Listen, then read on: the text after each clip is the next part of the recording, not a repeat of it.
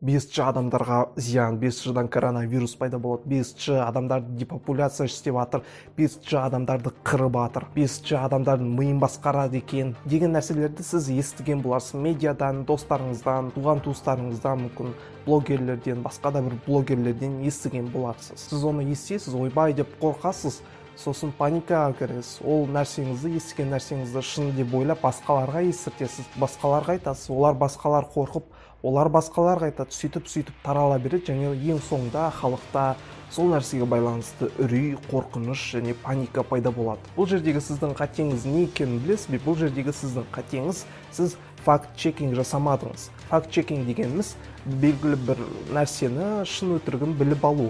Ол айтып жатқан нәрсе шын ба, өтірік па, интернеттен қарап, сенімді бір дерек көздерден оқып, оны ғалымдардың айтқанын тыңдап, мамандардың айтқанын тыңдап, шын өтірігін зерттеп алу. Сіз рас өтірігін білген жоқсыз, профессор емес, ғалым емес, бір доктор емес, біреуге сене салдыңыз, тіпті ол университет бітірмеген болуы да мүмкін. Соның айтқанын шын деп есептеп, сол шын деп есептелген нәрсені басқаларға сендіргіңіз келді. Құрметті достар, факт-чекинг өте маңызды.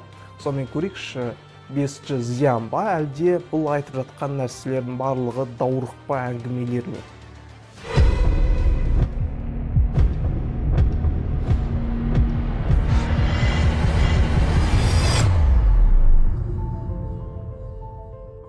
Бес G деген не? Бұл мобильді байланыстардың 5-ші буыны.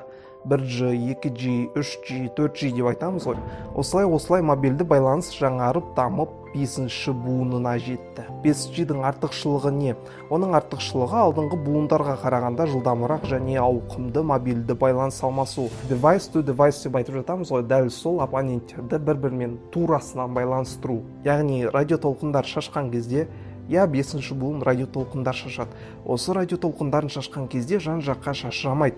Вышка тұрса, ол вышка турасынан жібереді. Былай айтайыншы, толқындарды ысырапсыз жібереді. Және әрине интернеттің жылдамдығы онсыз қайда барамыз? Сіз елестете аласыз 1 гигабайт секундына деген жылдамдықты. Осының барлығы 5G-дің артықшылықтары және ерекшеліктері болып табылады. 5G туралы танысып болсақ, тақырыпты тереңірек үңілейік.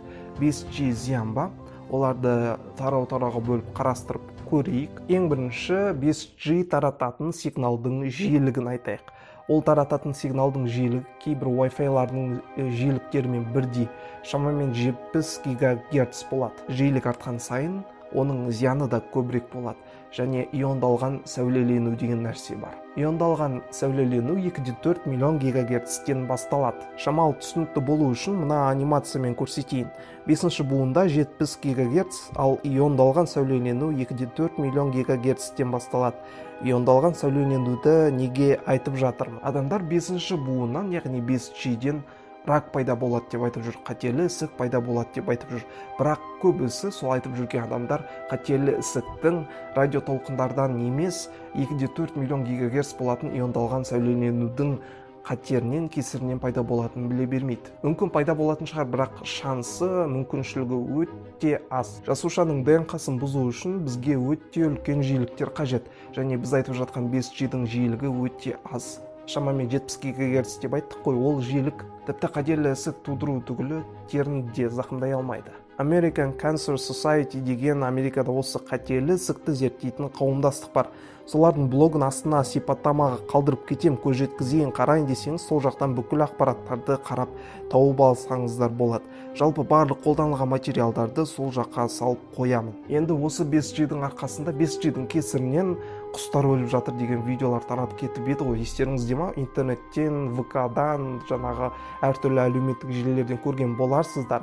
Бұл оқиға шынымен болған және Нидерландының Гага деген қаласында болған. Барлығы 2018 жылы 5 қараша күнгі Элина Элизабет деген бір конспирологтың өзінің блогына жазған постынан пайда болған еді. Ол өзінің блогында, постында былай жазады. Жүздеген құстар мына бір 5G-дің тестілеуінің кесірінен өліп жатыр деп жазады. Уже конспиролог деген сөзді естігеннен кейін-ақ бұл айтып жатқан нәрселер қуғынбай нәрсе екенін түсіндім. Құстар шынымен өлуін бастаған, жүздеп мыңдап өлген.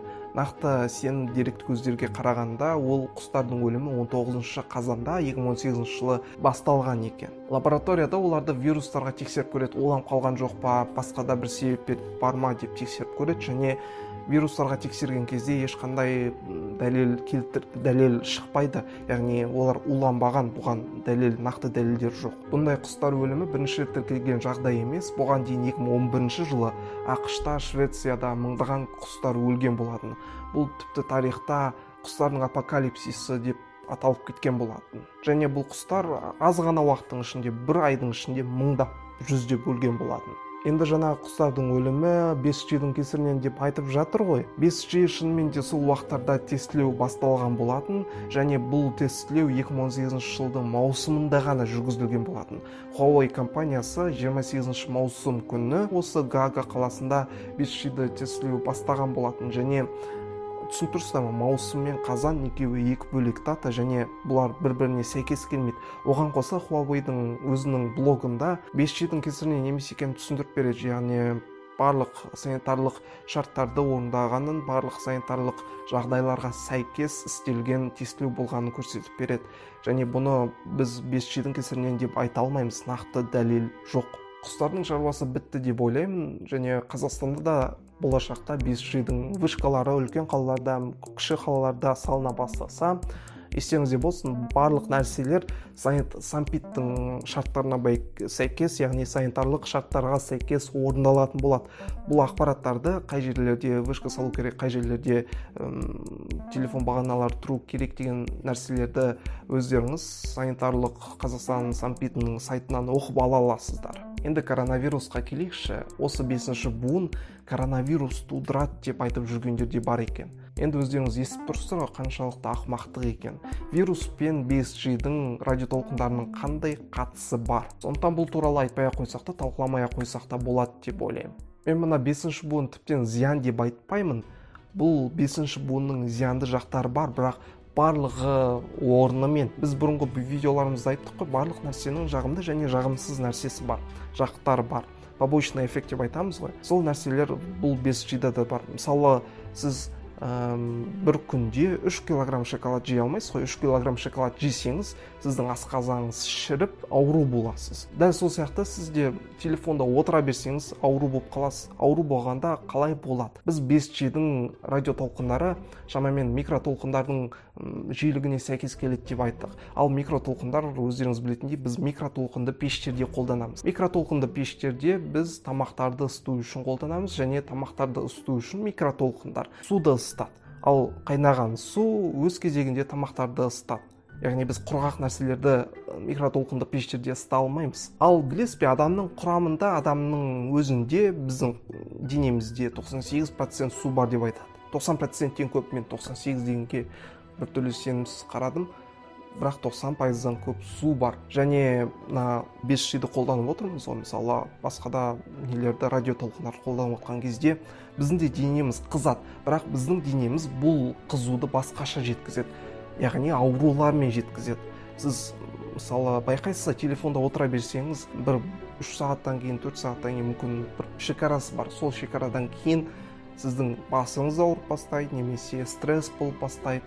Дәл сол нәрселер осы радиотолқындардың арқасында. Бірақ ескертіп қояйын, мен бұл нәрсе арқылы депопуляция, масонство деп айтып жатқан жоқ. Мен олар туралы вообще сөйлескім келмейді. Мен білемін, сіздердің араларыңызда сондай нәрселерге сенетіндер бар екенін, сондықтан ол туралы вообще ұмытыңыздар. Менің айтайын деген нәрсем, барлық нәрсенің побочный эффекті бар, барлық нәрсенің жағымды және жағымсыз нәрселер, жақтары бар. Яғни айтайын деген нәрсем, сіздерге жеткізейін деген нәрсем, барлық нәрсені қолдануға болады, бірақ орнымен қолдану керек. Орнымен және уақытымен. Енді бұл менің ойымша шынымен өте маңызды видео болды. Бұл видео туралы, бұл үлкен тақырыптағы видео туралы 30 минут, 40 минуттық видео жасауға болатын еді. Сұраныстар артып жатса, сіздер сұрап жатсаңыздар, үлкейтіп жасай беруге тырысамын, және қоғамда фейк таралып кетпесін, барлық қоғамымыз ақылды болсын, рационалды ойлана алатын болсын, жақсы бір интернеттен ізденіп қарай алатындай болсын деуге үлес қосқыңыз келсе, осы видеоға лайк басасыз, тіркелесіз, және осы видеоны өзіңіздің досыңызбен, кез келген адамыңызбен бөлісіңіз, және бұл үлкен үлес болады. Сіз досыңызға көрсетсеңіз, мысалы, қайта сіздің досыңыз ойлап қалады, ух ты, сен күшті канал көріп жүр екенсің, күшті видео қарап жүр екенсің, қандай интеллигентсің деп ойлап қалуы мүмкін. Сондықтан біздің барлық парақшаларымызға тіркеліңіз, арнаға тіркелмеген болсаңыз тіркеліңіз, лайк басыңыз, егер ұнамаса дизлайк басыңыз, әйтеуір бір нәрсені бассаңыз жеткілікті. Біз біліп жүрейік қандай видео сізге ұнады, қандай видео ұнамады. Және келесі видеоларда жүздескенше.